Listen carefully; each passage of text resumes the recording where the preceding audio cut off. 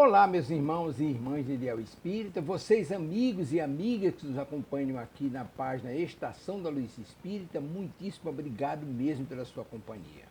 A nossa página Estação da Luz Espírita não tem fins lucrativos, o objetivo é a divulgação da doutrina espírita.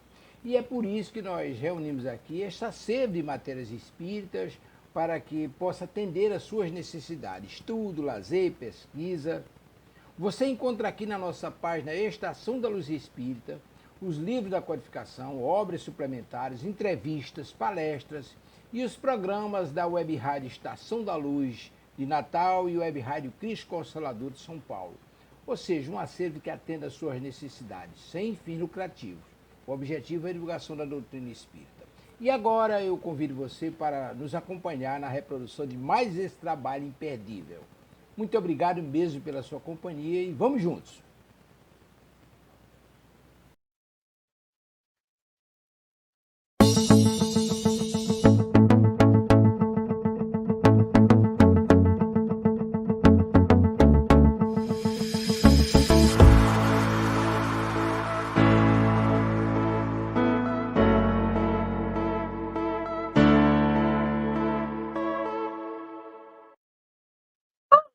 Queridas amigas e amigos de Ideal Espírita, é com muita satisfação que começamos agora pela nossa Web Rádio Cristo Consolador mais um programa Vida Após a Vida. Esse programa onde nós estudamos as obras do espírito André Luiz, ditadas à psicografia do nosso querido Francisco Cândido Xavier, o nosso Chico Xavier. Nós já estudamos 2 livros da série e estamos agora no 3º livro da chamada série André Luiz, que é o livro Missionários da Luz. Mas, como todos sabem, a Web Rádio Cristo Consolador é uma web rádio totalmente espírita e nós temos como hábito iniciar todas as nossas transmissões com uma prece, pedindo aos queridos amigos espirituais que nos auxiliem na realização de mais um programa. Então, convidamos a todos que estão nos assistindo agora e aqueles que irão nos assistir mais tarde através do vídeo que deixaremos gravado em nosso canal no YouTube, para levarem seu pensamento a Deus e, junto conosco, acompanharem essa pequenina prece de abertura. Ok? Então, vamos orar. Deus, Pai de infinita bondade, misericórdia e justiça. Jesus, nosso querido amigo, nosso mestre, guia e modelo de toda a humanidade. Queridos amigos espirituais que estão aqui conosco nesta tarde, mais uma vez, para nos orientar, nos intuir, nos auxiliar na realização de mais um programa. Muito obrigada pela presença amiga, obrigada, sobretudo, pela luz da doutrina espírita que ilumina as nossas vidas. Obrigada também, Pai, pela bênção desta encarnação, por esta oportunidade bendita que nos foi oferecida para que pudéssemos corrigir os nossos erros do passado, nos reconciliar com os inimigos do pretérito, identificar as nossas más tendências e, uma vez identificadas, que nós possamos eliminá-las de nossas vidas para assim nos tornarmos pessoas melhores. E assim, em teu nome, Pai, em nome de Jesus e de todos os espíritos amigos que coordenam os trabalhos da Web Rádio Cristo Consolador, começa agora mais um programa Vida Após a Vida, estudo das obras de André Luiz, livro Missionários da Luz, né? Muito bem, pessoal, deixe-me beber um pouquinho de água aqui, né? Nós estamos em meio a um cenário diferente, ainda não totalmente organizado, né? Porque eu me mudei de residência tem pouco tempo, ainda estou organizando as coisas, né? Mas logo vai ficar tudo ótimo. Bom, nós hoje vamos iniciar, deixe-me colocar aqui, que eu não havia colocado para vocês antes, deixe-me buscar aqui, para começar a passar a nossa colinha da temática de hoje, né? Vejamos.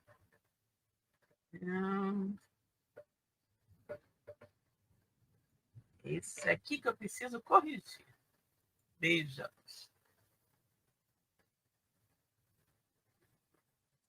Vou mudar aqui para vocês.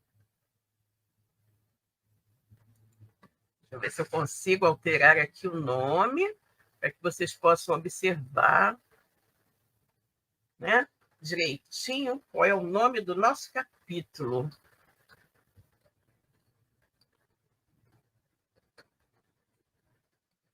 Ok.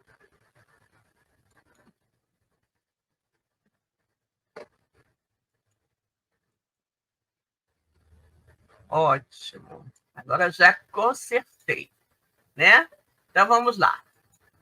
Então, programa Vida Após a Vida, estudo das obras de André Luiz, livro Missionários da Luz, né? Missionários da Luz, o capítulo é Proteção e é a parte 1, né? Então, efetivamente, nós hoje vamos começar o capítulo de número 14, né? Intitulado Proteção. Mas como nós sempre fazemos, antes de iniciar um capítulo novo, nós damos uma recapitulação no que foi o capítulo anterior, né? O que foi o capítulo anterior. E nós, então, vamos ver aqui, né? Aqui no nosso Missionários da Luz, né?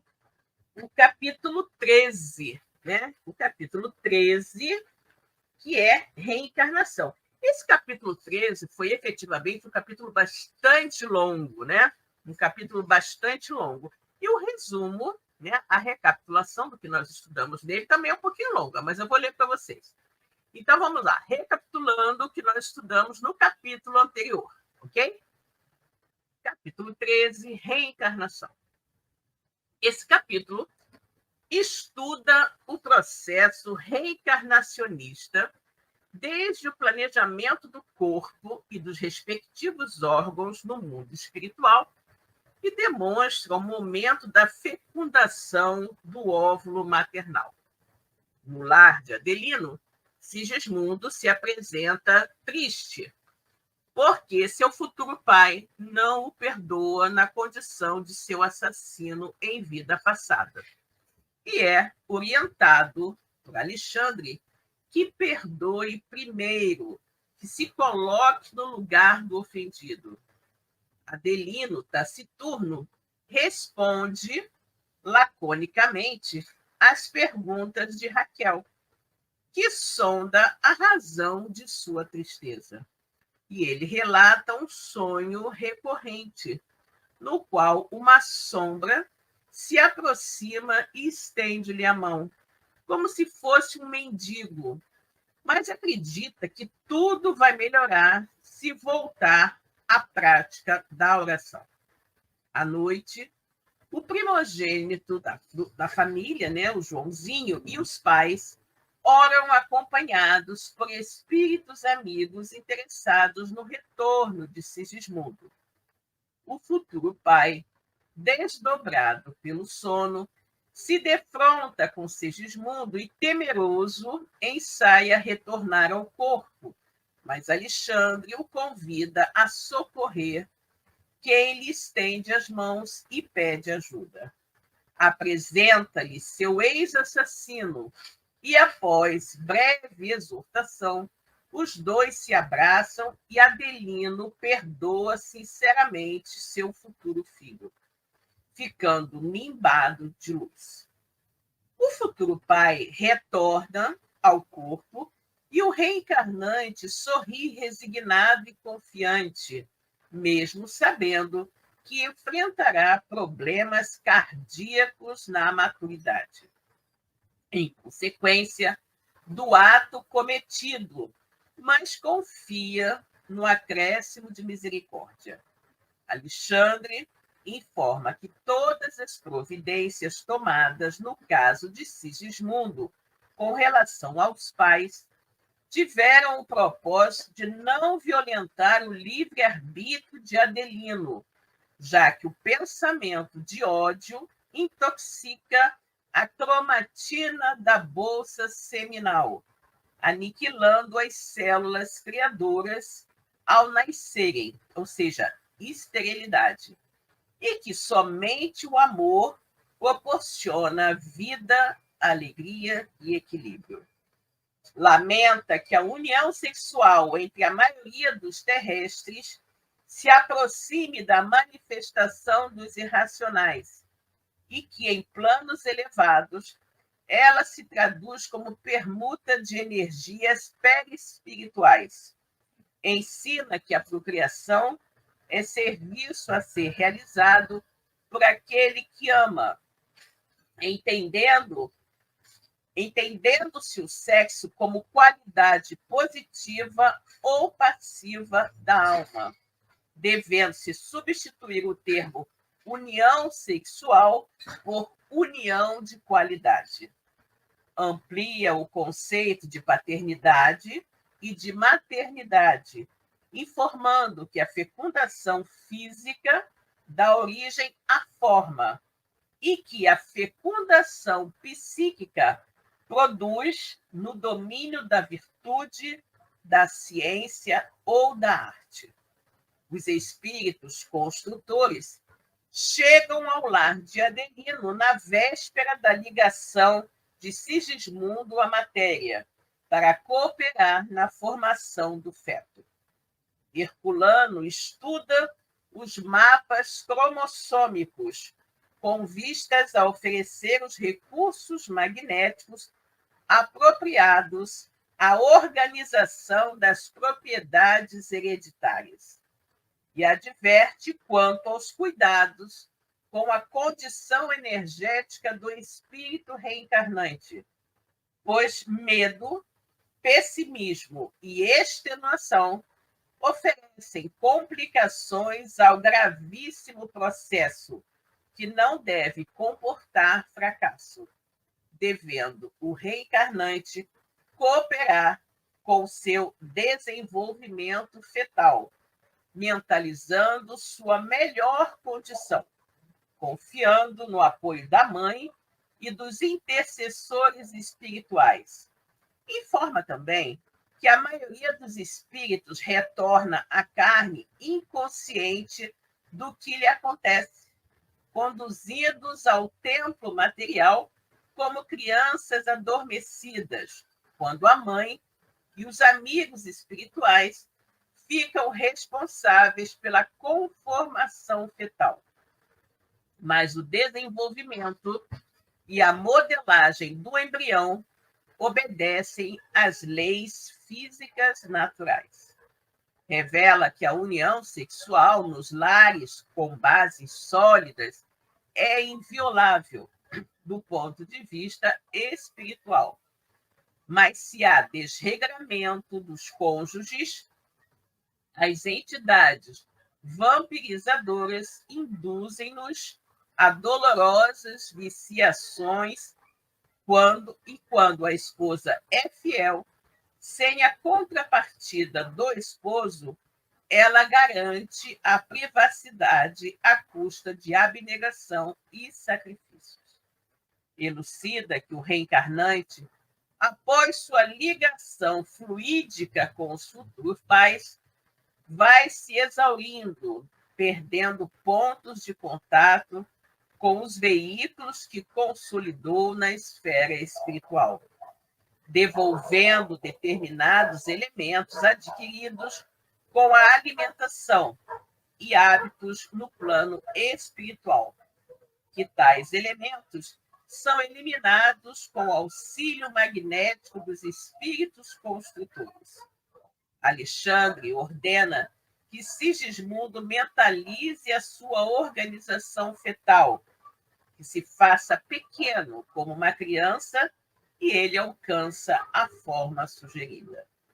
Comenta que os processos da reencarnação diferem ao infinito, havendo espíritos que dispensam cooperação de espíritos abnegados, mas há reencarnações muito difíceis, onde o esforço de colaboração é dispendioso, já que monstros das sombras perseguem os filhos nascituros, favorecendo a sucumbência dos que vêm em provas retificadoras. o que explica certos fenômenos teratológicos e enfermidades congênitas. Assegura que nem todos estão devidamente preparados para a reencarnação, mas que a crosta é escola divina, oferecida a todos, e que o retorno de Sigismundo obedece a diretrizes comuns, pois ele pertence à classe média dos que habitam a Terra. Expõe que o reencarnante é acompanhado de perto por entidade superior até os 7 anos de idade, quando se consolida a reencarnação. Por quê? Porque o corpo perispiritual, que dá forma aos elementos celulares, está fortemente radicado ao sangue, que somente a partir daquela idade o espírito preside por si mesmo ao processo de formação do sangue, que antes obedecia à força vegetativa do corpo físico.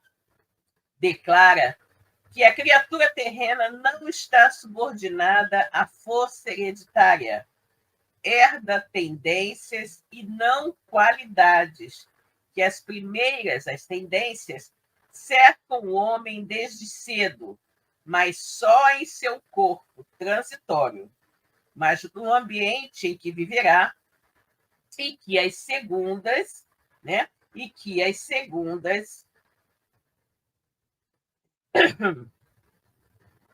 serão resultantes do seu labor individual. A noite da ligação de Sigismundo à matéria se dá em ambiente festivo no lar de Adelino, com a presença de uma centena de entidades amigas do reencarnante. Alexandre informa quanto à futura forma física de Sigismundo e assegura que não será exatamente a que manteve no mundo espiritual, oriunda da existência anterior, pois vários fatores influirão para seu novo contorno anatômico. Entre eles, os cromossomos dos pais, a influência mental de Raquel e do reencarnante, e a contribuição dos espíritos construtores. Complementa que o plano reencarnacionista prevê a forma física, a paisagem doméstica, o ambiente social e o concurso fraterno, bem como as principais dificuldades a serem vencidas. E que muita gente confunde plano construtivo com fatalismo, que não existe destino fixado, pois todos reencarnam com independência relativa. Raquel, desdobrada pelo sono, recebe Sigismundo nos braços e Alexandre faz uma oração, enquanto a forma perispiritual do reencarnante se liga magneticamente à sua futura mãe. O instrutor seleciona o espermatozoide mais apto e injeta-lhe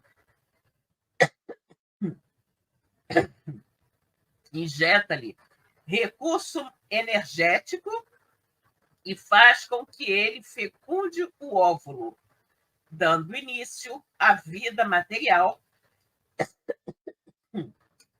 com a divisão celular. A forma reduzida de Sigismundo é ajustada ao corpo perispiritual de Raquel. E Alexandre conclui sabiamente: não se esqueça, André, de que a reencarnação significa o recomeço nos processos de evolução ou de retificação. Né? Muito bem. Após esse longo resumo, vamos agora, então, passar ao início ao início do capítulo novo, né? O capítulo de hoje.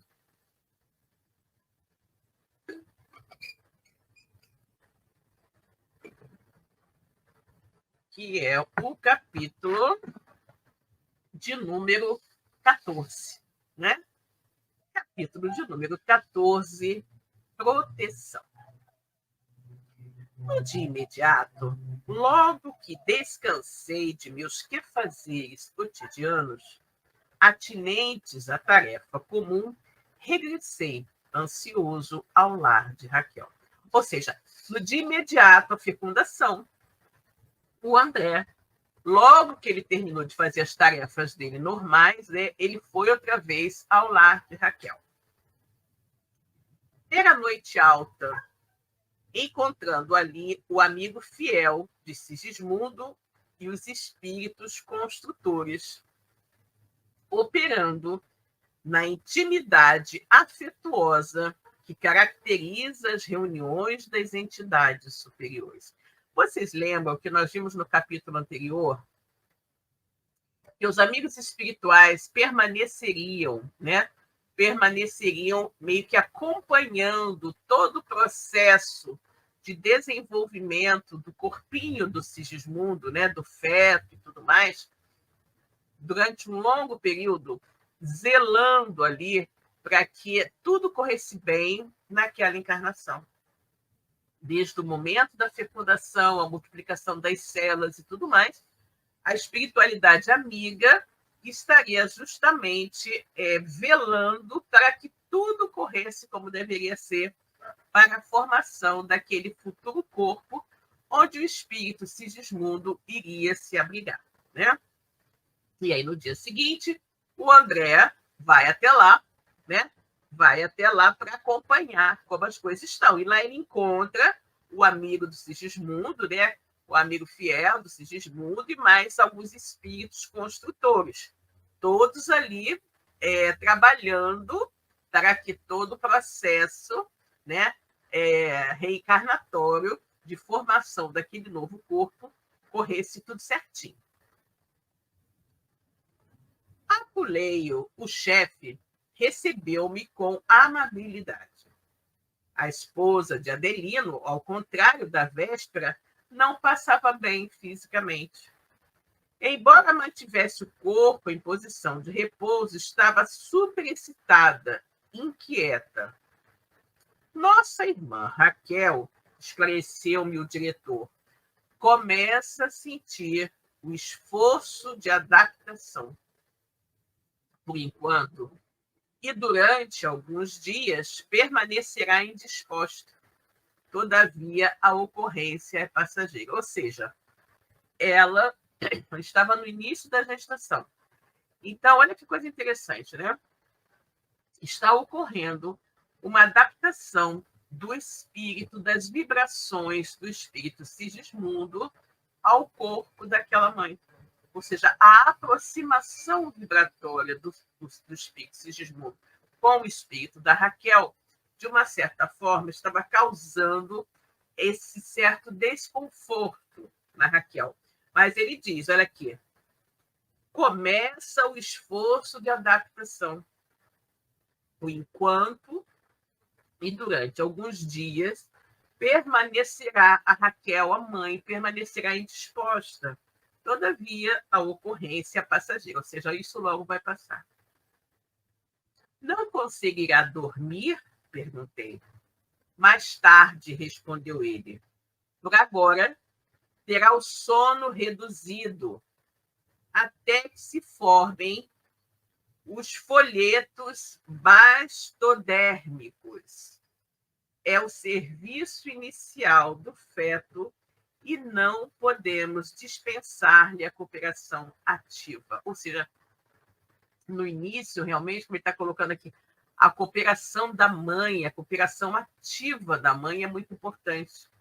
Então, ele está dizendo que nesse iniciozinho, né, de formação do corpo do feto, eles não podem dispensar a cooperação ativa da mãe. Ela precisa estar bastante vigilante. Observei interessado a extraordinária movimentação celular no desenvolvimento da estrutura do novo corpo em formação. E anotei o cuidado empregado pelos espíritos presentes para que o disco embrionário fosse esculturado com a exatidão devida. Olha que lindo, né? Os amigos espirituais cuidando para que aquele corpo em formação ficasse em perfeitas condições, né? A engenharia orgânica, exclamou o chefe do trabalho bem-humorado, reclama bases perfeitas. O corpo carnal é também um edifício delicado e complexo. Urge cuidar dos alicerces com serenidade e conhecimento. Gente, olha que linda essa frase, né? Olha o que ele diz aqui. A engenharia orgânica, né, reclama bases perfeitas.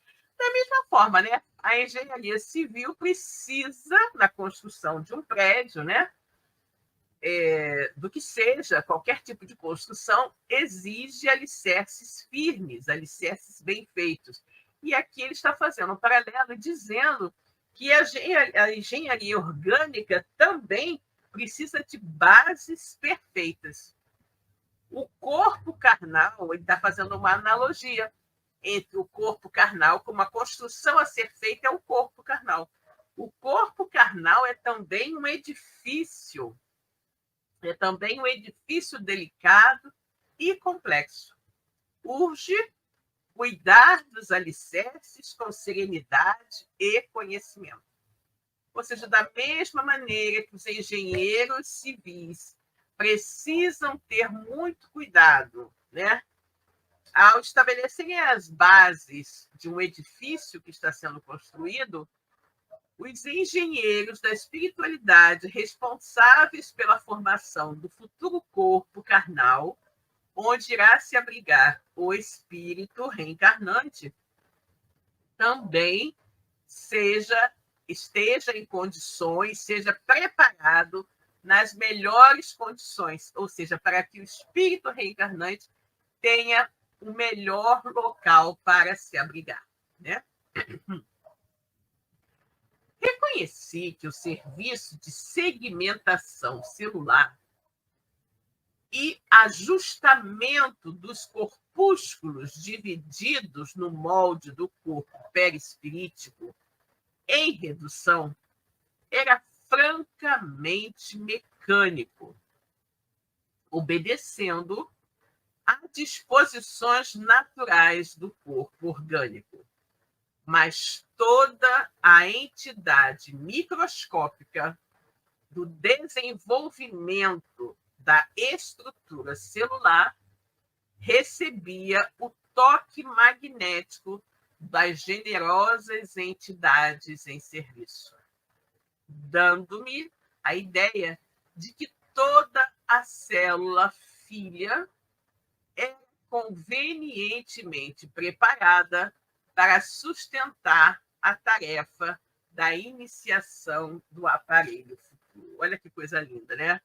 Ele diz que o serviço, né, de divisão, de segmentação celular, né, e o ajustamento ali daqueles corpúsculos que eram divididos e multiplicados, né, no molde do corpo perispírito que estava sendo reduzido, era mecânico. Ele disse que era bastante mecânico, porém que obedecia a determinadas disposições naturais, né? No corpo físico da mãe, naturalmente, né? Mas toda a entidade, né? Toda aquela entidadezinha microscópica do desenvolvimento da estrutura celular recebia, ou seja, todo aquele microprocesso, né, daquele óvulozinho fecundado, mas começa a se multiplicar e crescer, todo ele sofria o quê? Recebia um toque magnético, né? Um toque magnético das generosas entidades em serviço, ou seja, dos amigos espirituais que presidiam o processo, né? Então, recebia o toque magnético das generosas entidades em serviço. Fazendo o quê? Dando-me a ideia de que toda a célula filha era convenientemente preparada para sustentar a tarefa da iniciação do aparelho futuro, né? Ou seja, tudo extremamente bem organizado, né?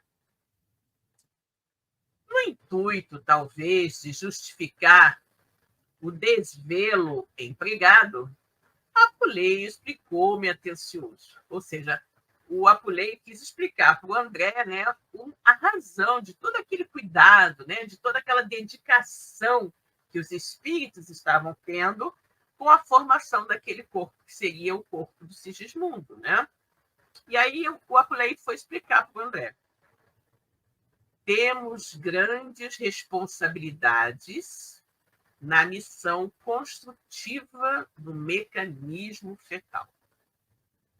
Há que remover empecilhos e auxiliar os organismos unicelulares do embrião na intimidade do útero materno, para que a reencarnação, por vezes tão dificilmente projetada e elaborada, não venha a falhar de início, por falta de colaboração do nosso plano, onde são tomados os compromissos. Ou seja, o Apuleio estava falando aqui, né? O Apuleio estava falando aqui que era tão difícil, né?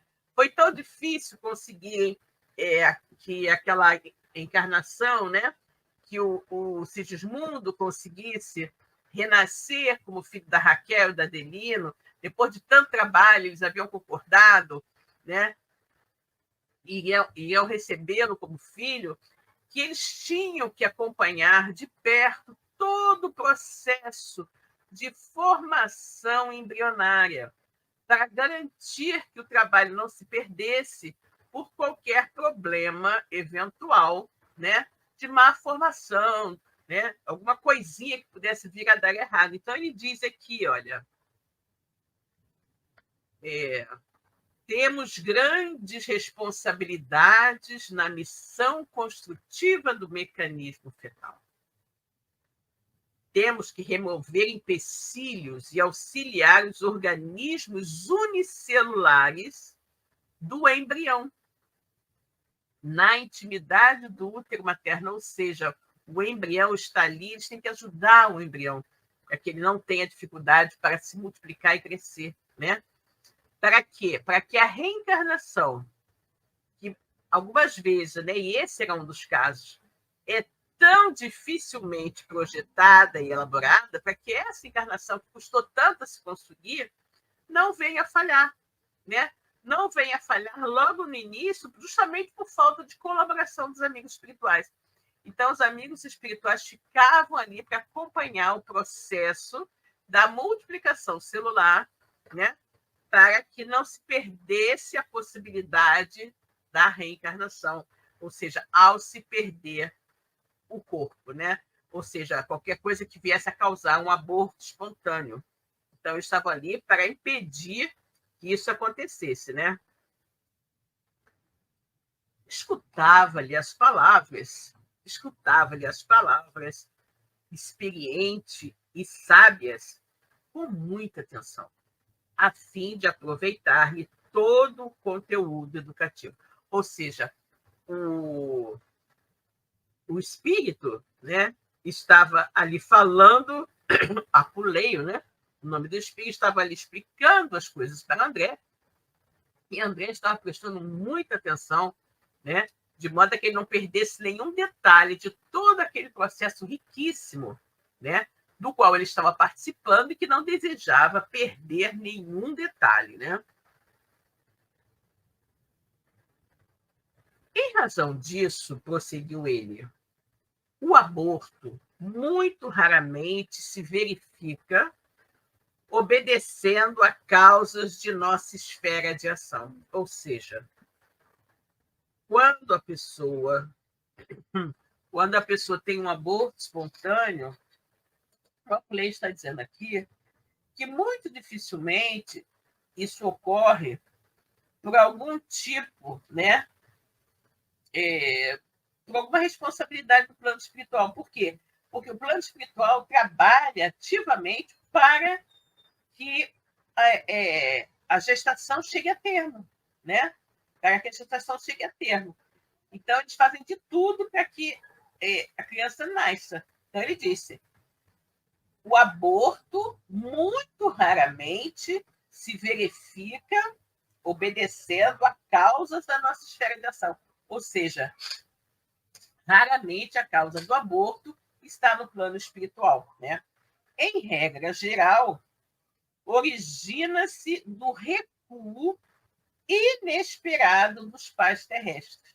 Ou seja, o aborto, quando ocorre porque os pais terrestres desistiram diante das sagradas obrigações assumidas ou aos excessos de leviandade e inconsciência criminosa das mães, menos preparadas na responsabilidade e na compreensão para este ministério divino.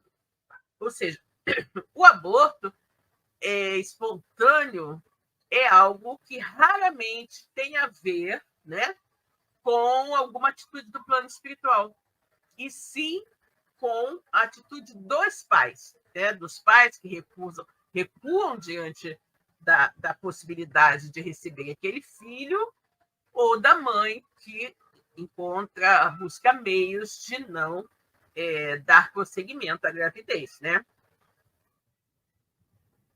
Entretanto, mesmo aí, encontrando vasos materiais menos dignos, tudo fazemos, por nossa vez, para opor-lhes resistência aos projetos de fuga ao dever.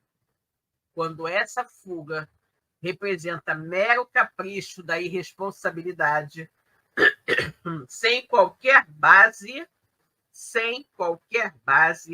em programas edificantes.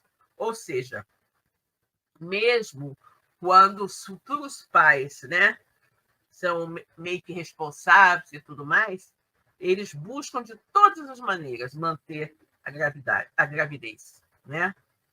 E fazem de tudo para que o nascimento ocorra, para que a criança venha a nascer, né?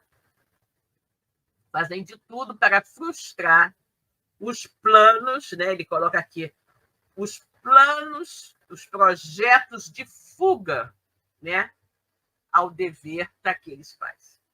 Claro, porém, que a nossa interferência no assunto, em se tratando de luta aberta contra nossos amigos reencarnados transitoriamente esquecidos da obrigação a cumprir, tem igualmente os seus limites. Ou seja, a espiritualidade faz de tudo, né, para impedir que ocorra um aborto, né? Mas eles também têm limites na situação. Então, algumas vezes, eles não conseguem impedir, porque a atuação do pai e da mãe é muito forte nesse sentido, e eles não conseguem impedir. Aí vamos deixar correr por conta do livre-arbítrio, né? Então,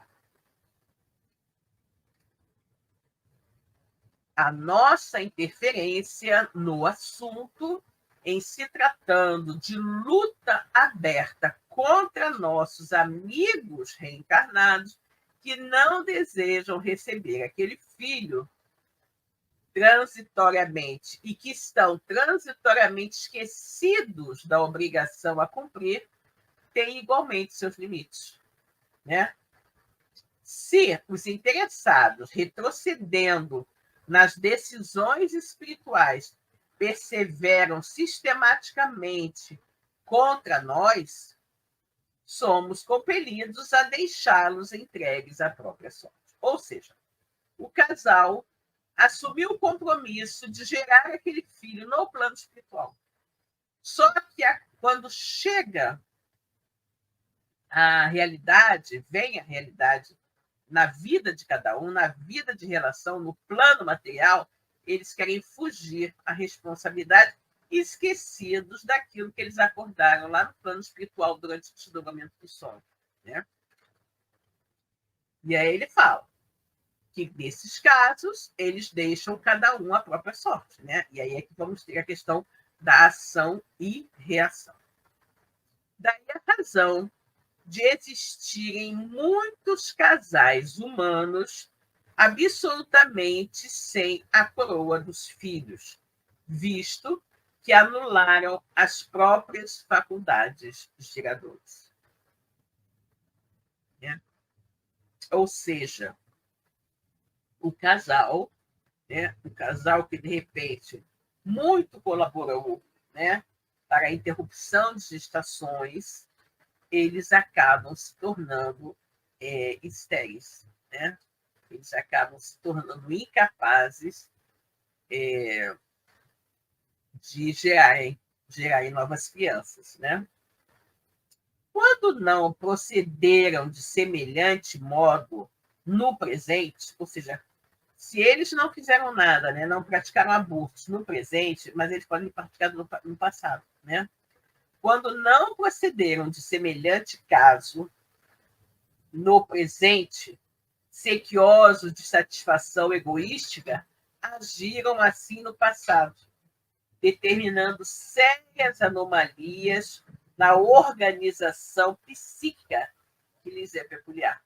Ou seja, se não foi o comportamento menos feliz nessa existência, com certeza foi numa existência anterior, e esse comportamento menos feliz, o que fez? Desenvolveu neles, né, sérias anomalias, né?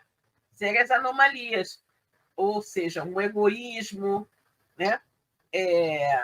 A vaidade, o orgulho, tudo mais. Então, são situações de personalidade que eles já trarão, né, de vidas anteriores. Então, olha quem tem. Quando não procederam de semelhante modo no presente, né,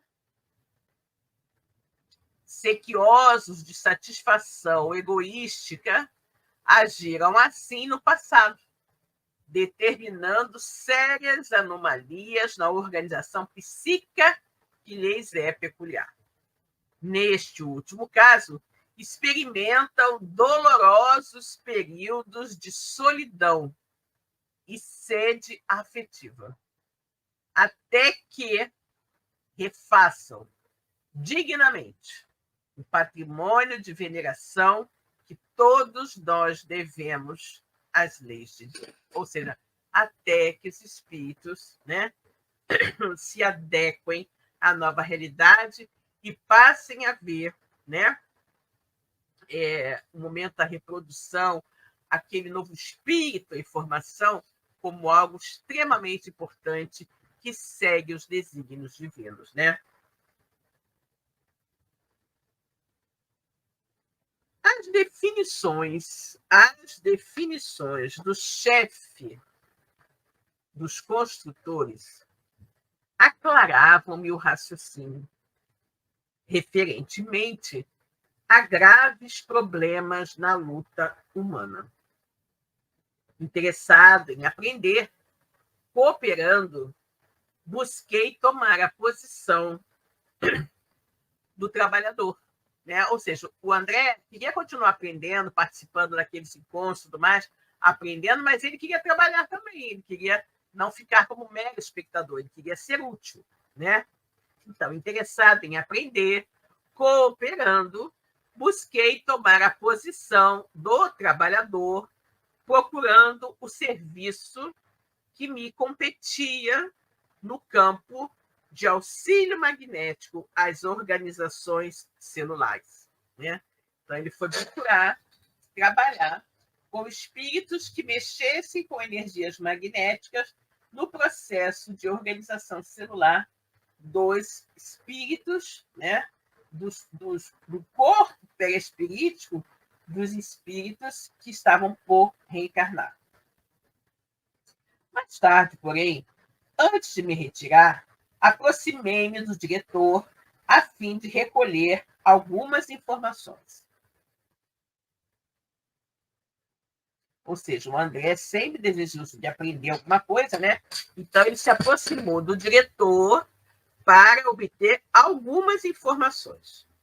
Impressionavam-me certas minudências do trabalho que se levara a efeito na noite anterior. Ou seja, ele havia acompanhado, né, a questão da fecundação e tudo mais, mas ele tinha, sobre o aspecto puramente material, ele tinha algumas dúvidas, né? Impressionavam-me certas minudências do trabalho que se levara a efeito na noite anterior. Por que processo conseguira localizar-se a ligação inicial de Sigismundo ao futuro corpo nos órgãos geradores de Raquel? Ou seja, como, de que maneira, né? Como foi que eles conseguiram fazer, né? Localizar, né? Estabelecer uma ligação estreita entre Sigismundo com o seu futuro corpo nos órgãos geradores da mãe. E o problema do elemento masculino mais apto? E o problema do elemento masculino mais apto? Em todos os casos de fecundação, amigos da condição de um Alexandre deveriam funcionar no serviço de escolha? Ou seja, em todos os tipos... A pergunta do André é a seguinte: em todas as encarnações, né, que vão ocorrer, sempre vai ter espírito tutelando para que tudo corra bem com aquele nascimento, para que tudo fique correto, né? Todas as coisas sejam feitas da melhor forma. André está perguntando se isso acontece com todos, né? Em todos os casos de fecundação, amigos na condição de um Alexandre deveriam funcionar no serviço de escolha? Lembra que o Alexandre impulsionou magneticamente um dos espermatozoides para que ele chegasse mais rapidamente ao óvulo, né? Apuleio enviou-me, aliás, ouviu-me com a benevolência que caracteriza as entidades elevadas e informou: passividade não significa anuência de cooperação. Passividade não significa anuência, não, ausência de cooperação. Ou seja, o fato de eles estarem apenas observando não significa que eles não estejam colaborando no processo reencarnatório, né? Então, passividade não significa ausência de cooperação. Quando Raquel aceitou a tarefa maternal, ela fez isso como uma decisão e obediência criativa, construtiva, né? Ela aceitou isso como sinal de obediência construtiva. Ela recebeu Sigismundo em seu organismo perispiritual, imobilizando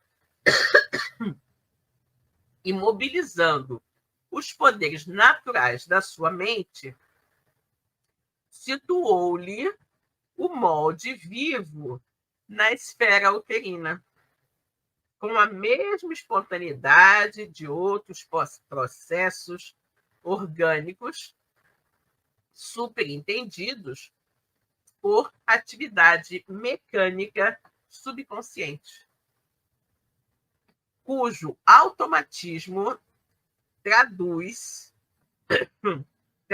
a conquista das experiências multimilenárias da alma reencarnada. Para os círculos da mulher, é tão fácil a ambientação das forças criativas como é natural para o homem a manutenção da atividade patriarcal e protetora enquanto perdura a existência dos laços paternais, né? Então, gente, o André está perguntando, né? Como é que se dá essa ligação, né? E aí o amigo diz que está tudo sempre em atividade, né? A mulher com seus pontos de vista, com as suas escolhas, com a sua sintonia, e o feto também. Então, para os círculos da mulher é tão fácil a ambientação das forças criativas como é natural e protetora algumas atitudes patriarcais, né? Então, é o espírito tomando aquela posição, né, de resguardo, de proteção ao reencarnante, ok? Bom, pessoal, vamos parando por aqui, né?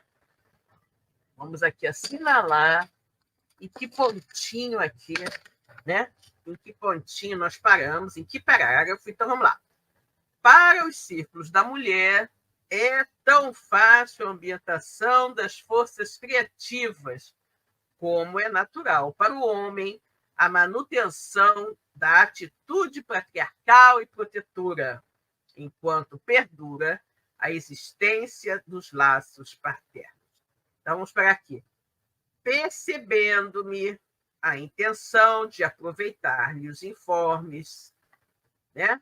Vamos parar por aqui e na próxima semana, então, nós daremos prosseguimento ao nosso estudo, ok? Espero que vocês tenham apreciado. Quem nos acompanhou agora, que tenha apreciado o estudo e que irá acompanhar mais tarde no canal no YouTube, quando tiver um tempinho, né? Esperamos que também aprecie, ok? Então, uma boa noite para todos. Fiquem com Deus e até a próxima semana. Tchau!